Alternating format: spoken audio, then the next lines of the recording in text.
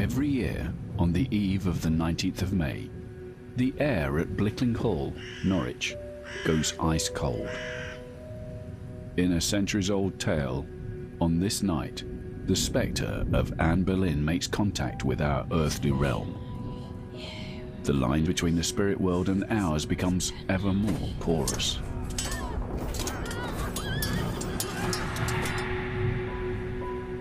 The story goes that as the night falls on the anniversary of the ill-fated Queen's death, you can spot her ghost riding up to Blickling Hall in a coach driven by a headless horseman.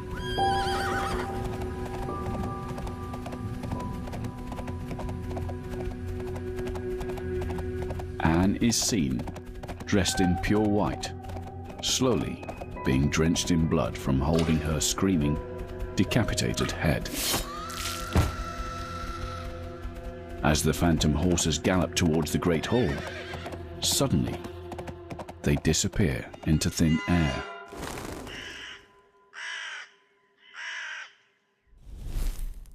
This gruesome story is one of many that have persisted since the execution of the Tudor Queen.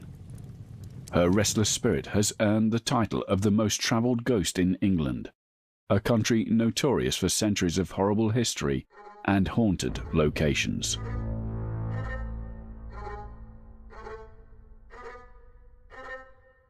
Blickling Hall, where Anne is believed to have been born, is just one of many significant sites that have become paranormal hotspots, even close to 500 years on.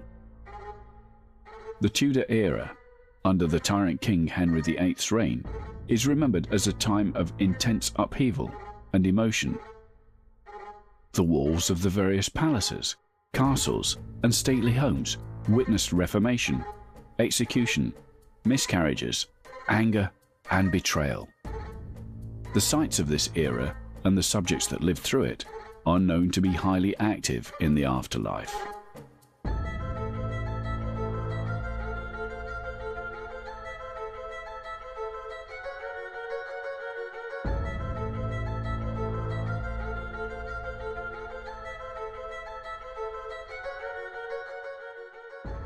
Anne Boleyn is believed to have been born in 1501 at Blickling Hall. The ghost of Anne is the only part of the original property that remains to this day. She spent her childhood living alongside her parents and siblings at Hever Castle in Kent.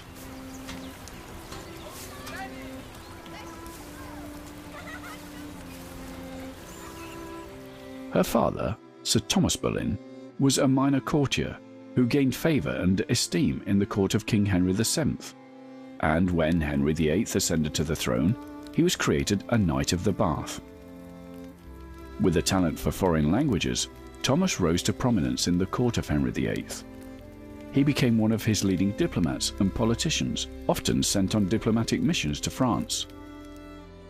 Through these connections, Thomas Boleyn sent Anne to be educated at the court of Margaret of Austria. Anne was born a traditional Catholic in a traditionally Catholic family. But her father was a diplomat abroad and he was able to secure her coveted positions at two European courts. Firstly, at the court of Margaret of Austria, who was famed for educating women, and then also at the court of France, where Anne was exposed again to new ideas and new ways of thinking. This was a vibrant Renaissance court. In October 1514, Thomas Boleyn arranged that Anne would attend Henry VIII's sister Mary, who was about to marry Louis XII of France. Though Louis XII dies only a few months later and Mary returns to England, Anne remains at the court of the new French queen, Claude. She makes acquaintances with Claude's sister-in-law, Marguerite de Navarre, a patron of humanists and reformers. She was an author and wrote many books on Christian mysticism and religious reform. Though these works land her in violation of the heresy laws, Marguerite's status as the king's beloved sister shielded her from prosecution. Many historians suggest that Anne's radical reformist views likely stemmed from her acquaintance with Marguerite. Anne was exposed to these ideas, which questioned the centrality of the papacy and also which championed the reading of the Bible in the vernacular, in people's own language. This really gave power to people to make their own decisions rather than having religion foisted upon them by a third party. So whilst these ideas may not seem radical to us today, they certainly were at the time when Anne was exposed to them. It's 1522, and war between England and France is imminent. The 21-year-old Anne returns home. She joins the English court, where her sister, Mary Boleyn, has become the king's mistress, despite being married to William Carey, a wealthy and influential courtier. Like many kings before him, Henry VIII took mistresses. He doesn't appear to have spent much time with them. They tended to be short and very discreet affairs, and Henry VIII tended not to acknowledge them either. It is believed by many that at least one of her children were fathered by the king, and not her husband. But Henry soon tires of her, and Mary is discarded. Anne joined the royal court and is in the employ of Queen Catherine as a maid of honour. She turned many heads at court, garnering considerable popularity.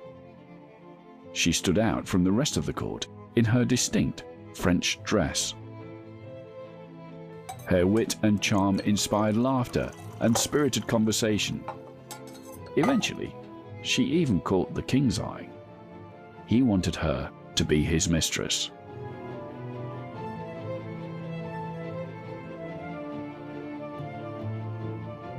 Though it is said that Mary was the more beautiful sister, Anne was the more ambitious and intelligent. She knew that Henry wanted her. Having observed how the king abandoned his mistresses once he tired of them, Anne was adamant that she would not be the next. She really rebuffed Henry's advances until she got to the point where Henry offered her a legitimate path, a hand in marriage, and a crown. She knew that it was only through marriage that she and her family would gain the respect and power they desired. She was insistent. If he were ever to have her, it would be as his wife and queen. She was not prepared to throw herself away as a mistress to the king. And part of the reason for this may well be that she has seen firsthand what happens to the king's cast-off mistresses, because her sister, Mary Boleyn, had been the king's most recent mistress. She was the king's lover for several years, may or may not have borne him children, and when the relationship ends and Henry tires of her, he simply discarded her. Mary Boleyn got very, very little from her relationship to Henry VIII. Anne's home of Hever Castle becomes the site of Henry's persistent courting.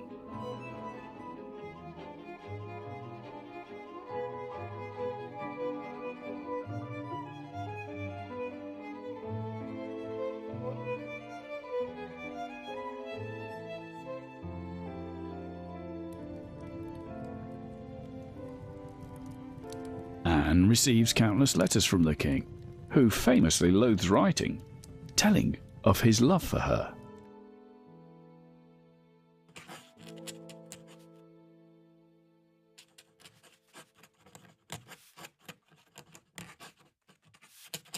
Henry VIII bombarded Anne with a number of love letters.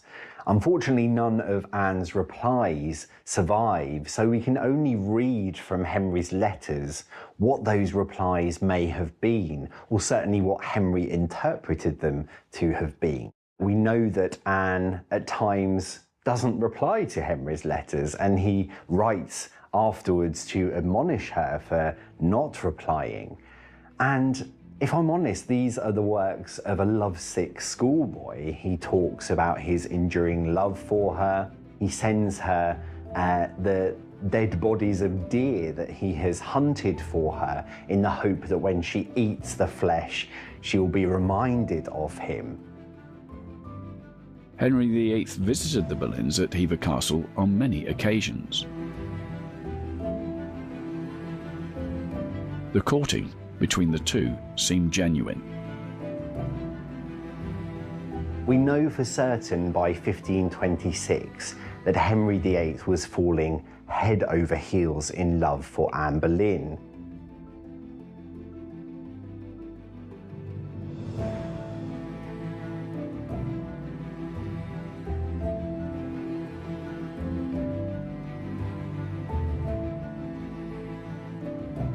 There is no doubt that Henry adored Anne.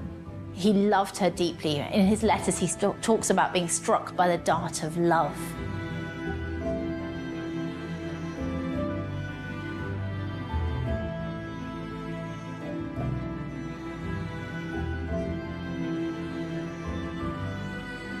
Anne's ghost is known to roam her childhood home and gardens. However, unlike the gory nature of Blickling Hall, Anne here is described as peaceful. Her ghost is often seen at Hever Castle around Christmas, her favourite time of year.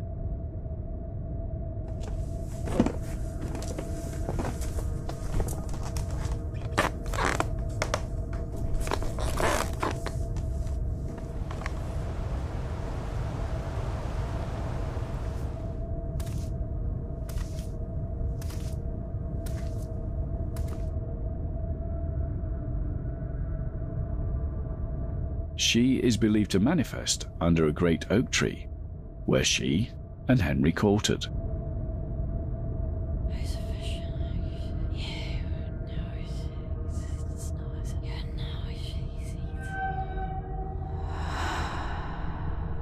Other reports have spotted her silently drifting over the River Eden Bridge.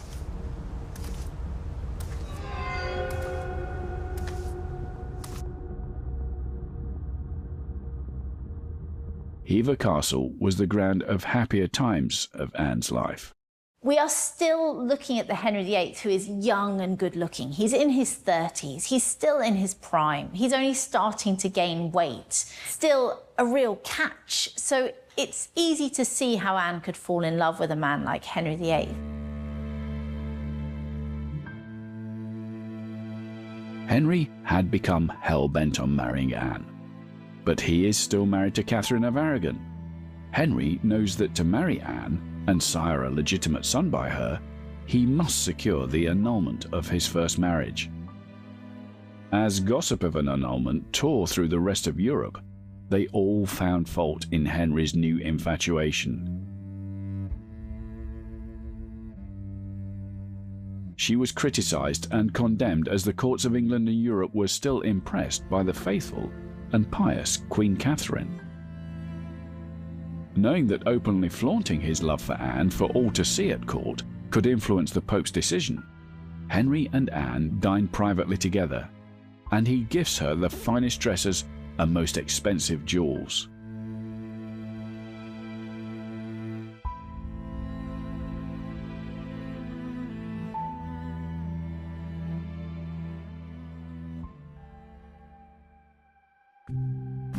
When Catherine and Henry were first wed in 1509, Henry had to appeal to the Pope for a dispensation to marry her, as, under canon law, his brother's wife had become his sister.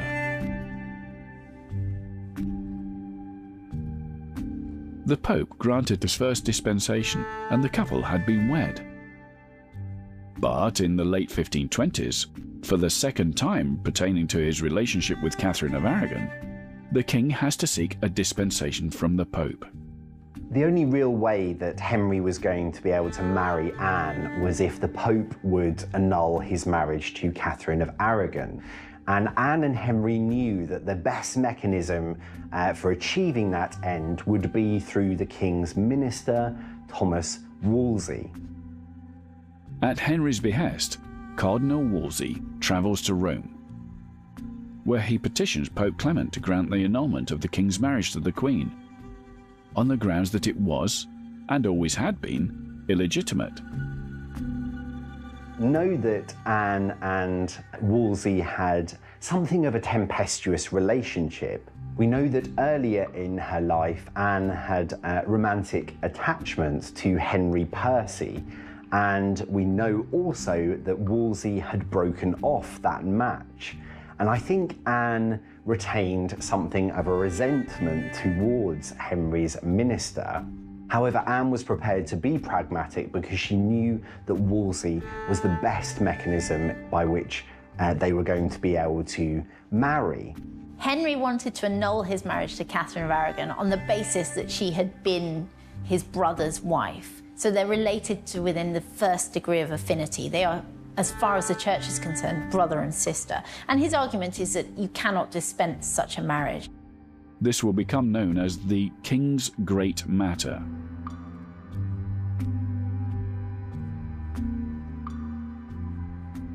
What is quite ironic is that when he first sends to the Pope to request his annulment, his messenger also has a second request for a dispensation to allow him to marry a woman within the first degree of affinity to him.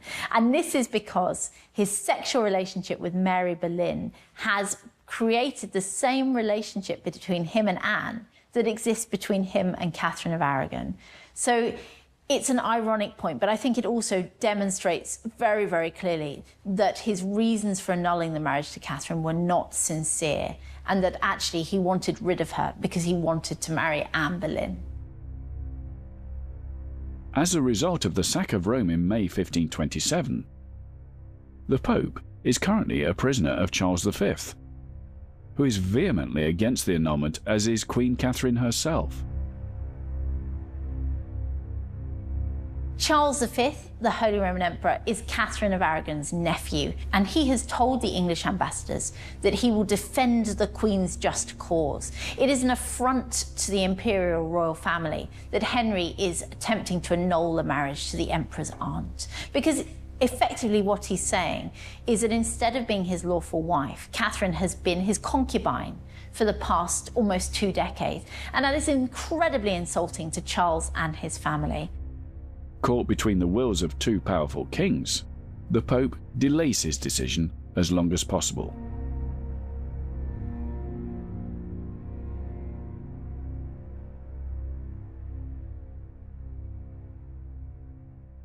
Wolsey returns to England without the Pope's annulment.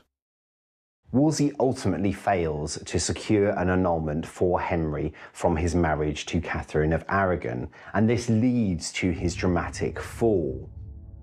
Henry is furious, and Anne's rage is equally palpable, frustrated with waiting following a papal edict in 1530 in which the Pope orders Henry to leave her.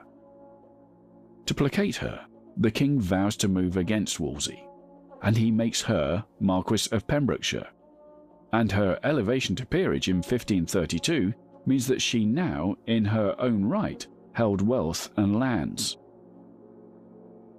Enraged by Wolsey's failure to secure the annulment, Henry turns to more drastic measures. Wolsey is arrested and charged with treason, though on his journey to London for his trial, he dies.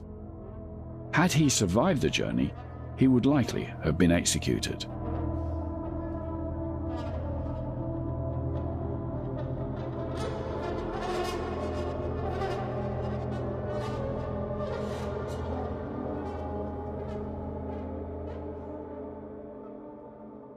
Back at court, Thomas Cromwell, one of Henry's key ministers, proposes a new plan to grant Henry's divorce: Reformation. Anne and Cromwell's shared reformist views make them indomitable allies, and so begins the break from Rome, fueled more by political affair than theological dispute.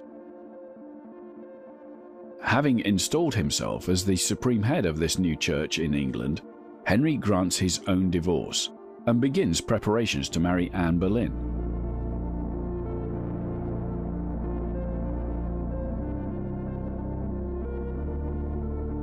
Thomas Cromwell is appointed Vicar General and later Chancellor, and will be instrumental in the coming turmoil of the Henrician Reformation.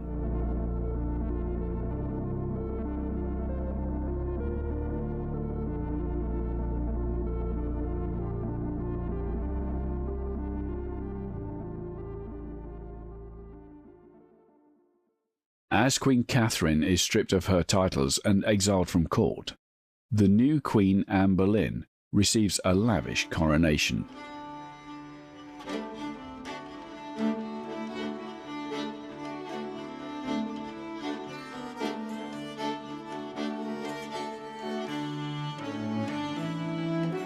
Now that Henry and Anne were married, Henry intended to present Anne to his country as his legitimate second queen. So he affords her an almost more lavish coronation than his own.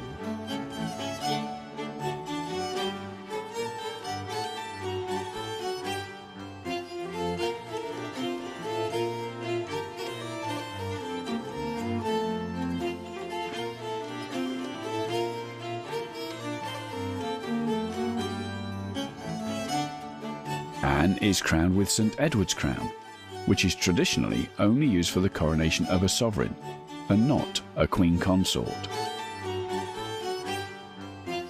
Her court would be of stark contrast to that of Catherine's, as she spends ostentatious amounts of money on gowns, jewels, and furniture, and renovates many royal residences to suit her tastes.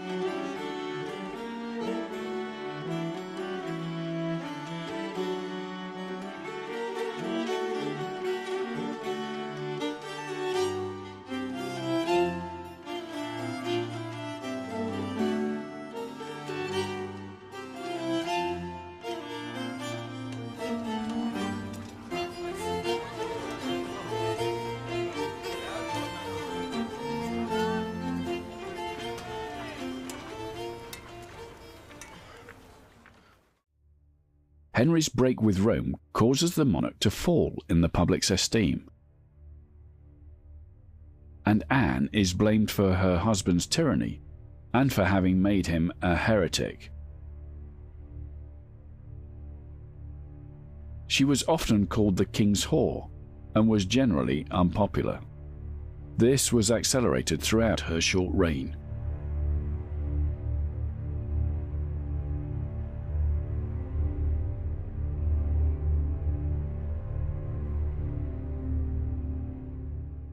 New royal apartments were built for Anne Boleyn at Hampton Court Palace, Henry VIII's favoured residence. Throughout the next 3 years, symbols of the king and queen's love adorned the palace. Initials of intertwined A and H were inscribed throughout.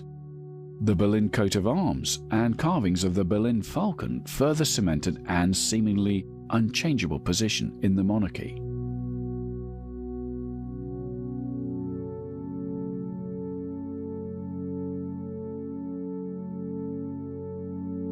A few short months after their wedding, Anne is pregnant.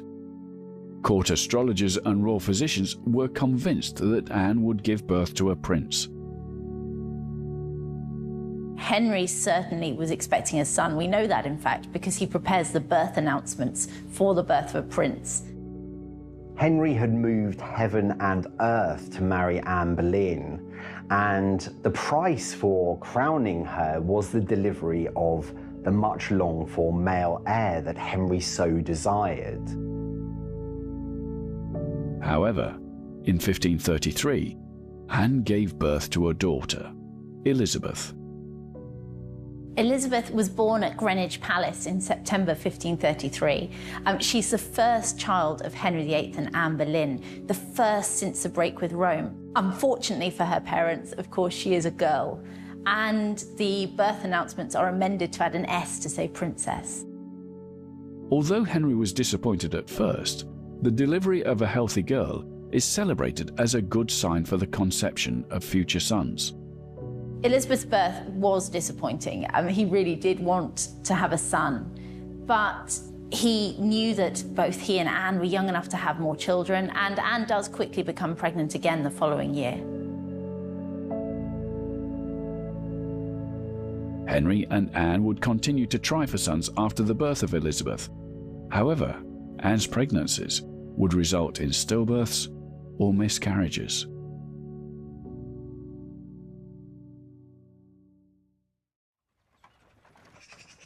On the 8th of January 1536, the death of Catherine of Aragon had reached the monarchs.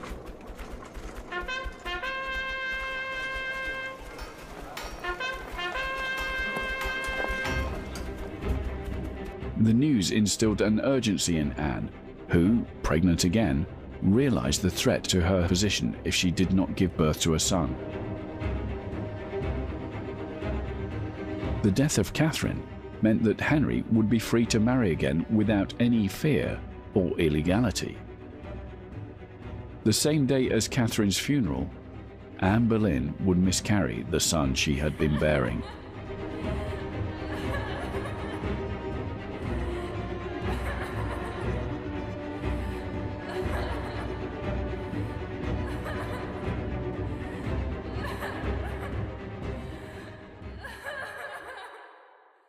It was still not the end for Anne Boleyn. There were signs that Henry was still committed to the relationship. That Easter, for example, he finally secured the recognition of the imperial ambassador Eustace Chapuis of Anne's queenship.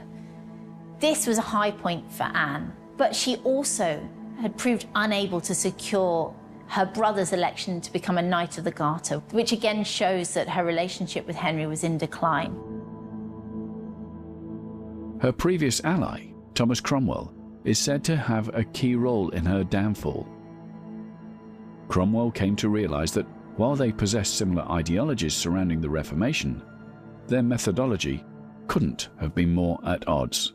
Anne's downfall happens very, very quickly, and certainly Thomas Cromwell is deeply involved. He had quarrelled with Anne in the weeks leading up to her fall. She'd been heard to say that she would have his head. Following her miscarriage, Henry's frustrations had reached a boiling point. He no longer believed that Anne would be the one to give him the male heir he was obsessed with.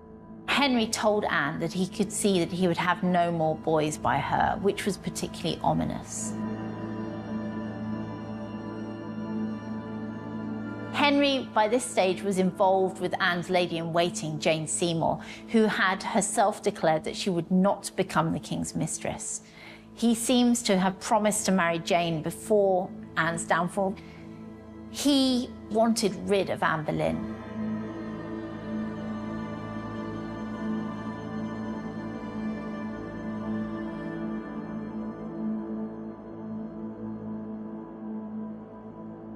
Cromwell retreated from court, and upon hearing that the king wanted out of the marriage, he returned and fired directly at Anne's head.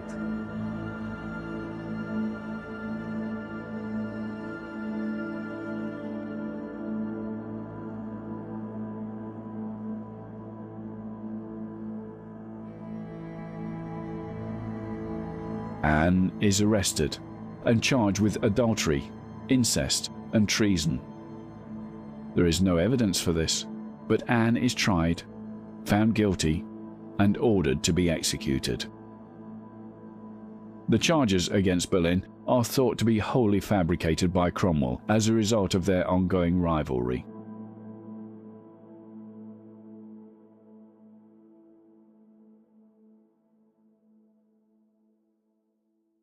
In truth, there was absolutely no foundation for any of the charges held against Anne.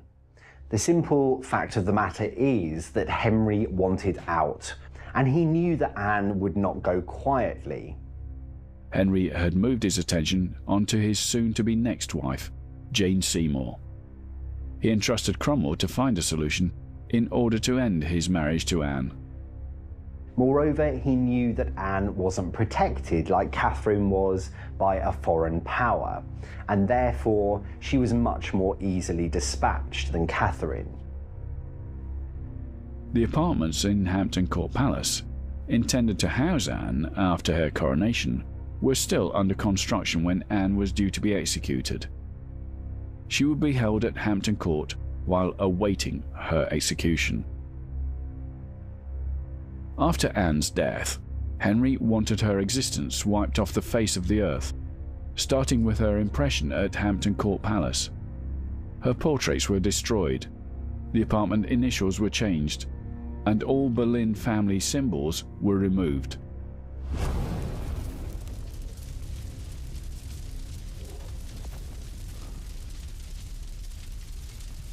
Although this was an attempt to banish Anne to the forgotten tides of history, Anne Boleyn's ghost supposedly spends many hours walking the corridors of Hampton Court, perhaps yearning to prove her longevity as once Queen of England.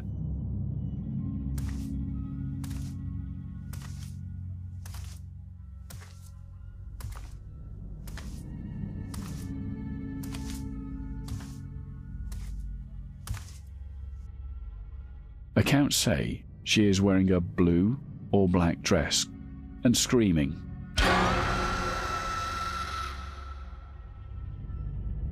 Sometimes, once more, she is seen carrying her own severed head. From Hampton Court Palace, Anne would travel to the notorious Tower of London, where she would meet her brutal demise.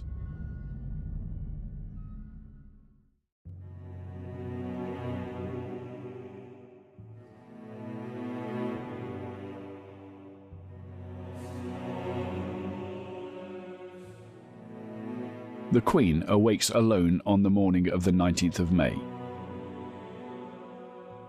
The winter chill has given way to a warm spring breeze. From the windows she can hear the flow of the Thames, the chatter of crowds, and the cawing of crows.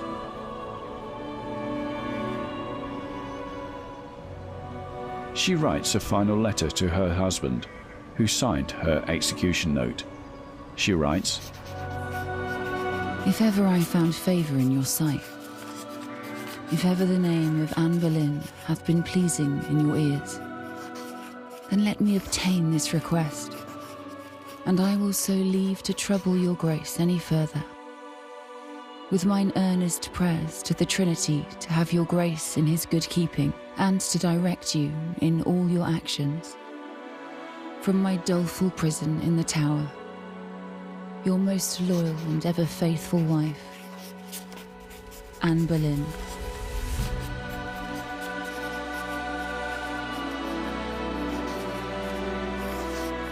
Calmly, she dresses with the help of her ladies.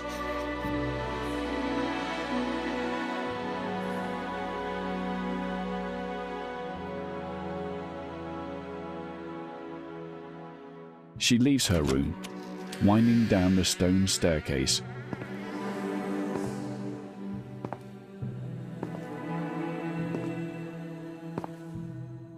Onto Tower Green and up the wooden steps to the scaffold.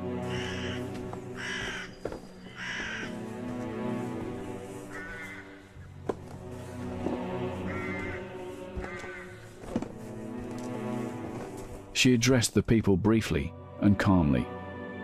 "I am come hither to die, for according to the law, and by the law I am judged to die, and therefore I will speak nothing against it. I am come hither to accuse no man, nor to speak anything of that, whereof I am accused and condemned to die. But I pray God save the king, and send him long to reign over you, for a gentler nor a more merciful prince was there never. And to me he was ever a good, a gentle and sovereign lord, and if any persons will meddle of my cause, I require them to judge the best. And thus I take my leave of the world and of you all, and I heartily desire you all to pray for me. O Lord, have mercy on me. To God I commend my soul."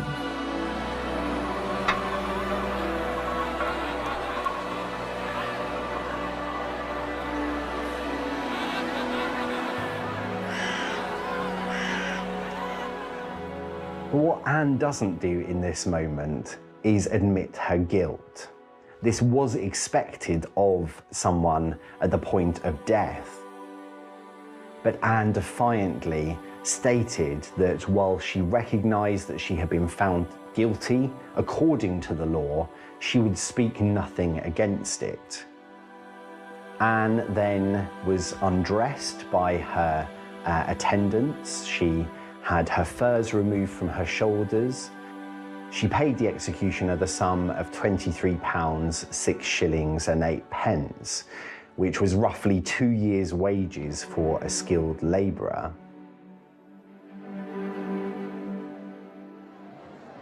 Anne then knelt into the straw and one of her ladies blindfolded her. And she prayed, "To God I commend my soul, Lord Jesus, commend my soul."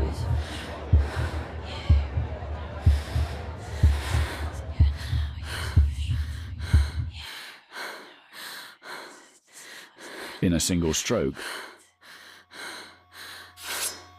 the executioner's sword beheaded Queen Anne Boleyn.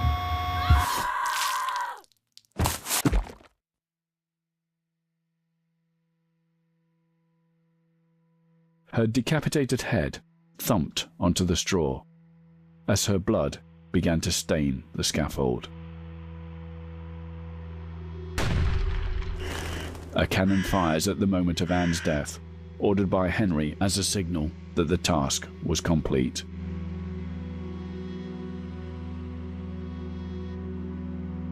Although Henry had planned every aspect of Anne's execution, he failed to plan the details of her burial. One of the women who accompanied Anne to her execution covered her severed head with a handkerchief.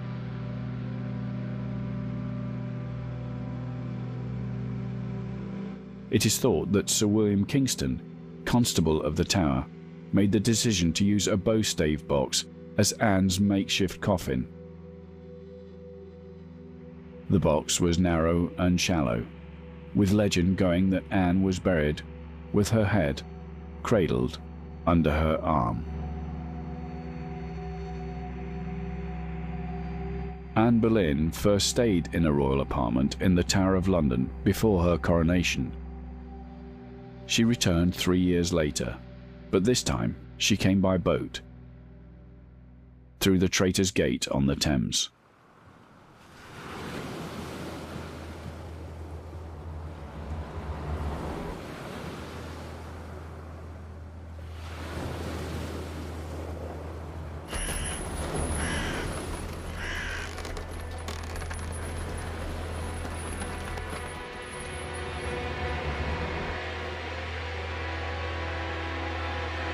In the centuries predating Anne's bloody execution, the Tower of London was always a site of notoriety.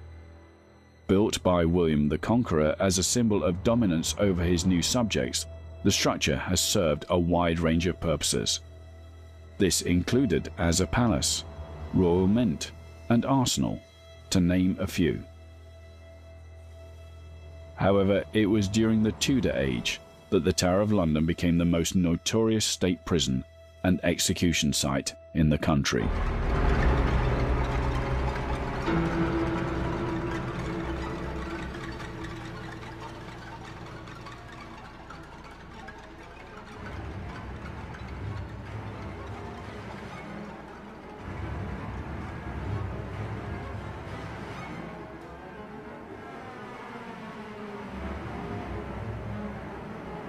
As it was a time of political and religious turmoil, torture devices were used freely by Henry VIII in the Tower.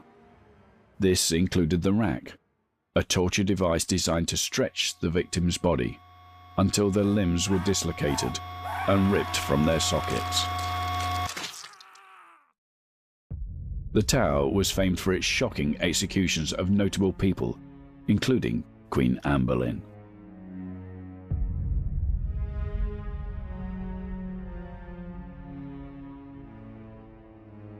Because of the Tower's violent history, many ghosts and spirits are said to roam within its halls. It It is no surprise that the site where Anne Boleyn met her end is perhaps the most famous for accounts of paranormal apparitions.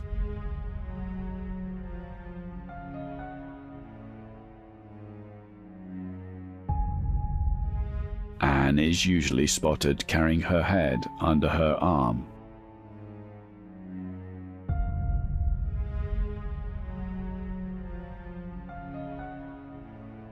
As if she had stood up after her bloody execution at Tower Green and picked it up immediately.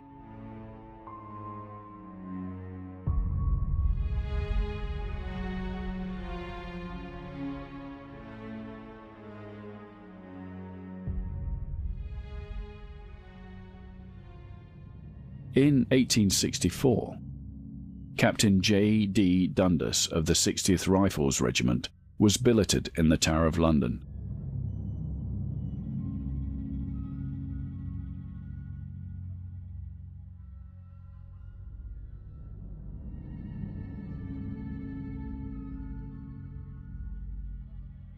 As he looked out the window of his quarters, a guard below in the courtyard caught his eye.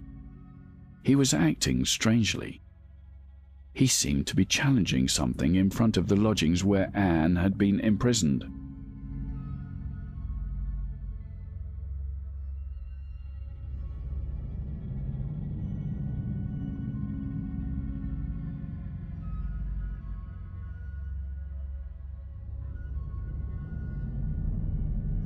Dundas described this as a whitish, female figure sliding towards the soldier.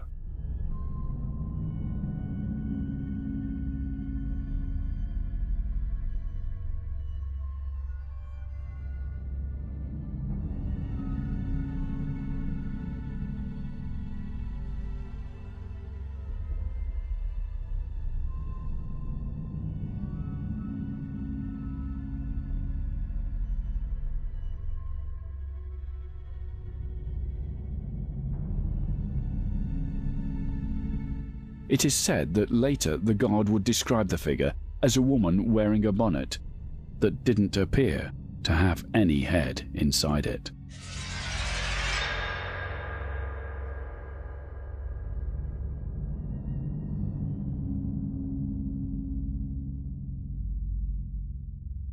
Puzzled by this interaction, Dundas carried on watching.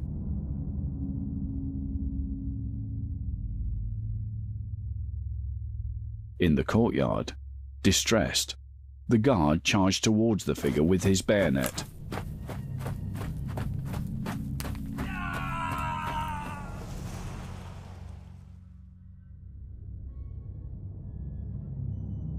The blade and soldier moved through the apparition as if it were made of vapor.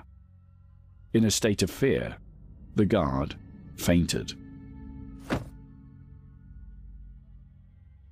At the court-martial, Captain J.D. Dundas's testimony and corroboration of what he saw that night saved the guard from a lengthy prison sentence for fainting on the job.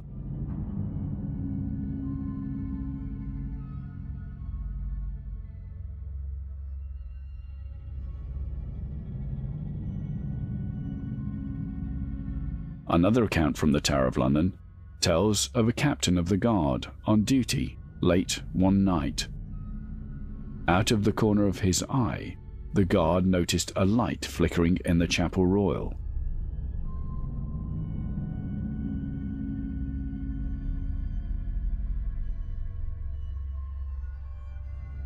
Remembering the chapel was locked, the guard ventured to investigate.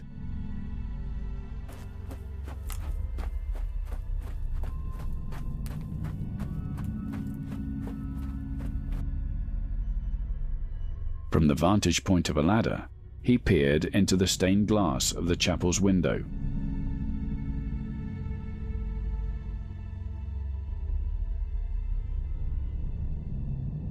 What he saw was a fantastical scene unfolding.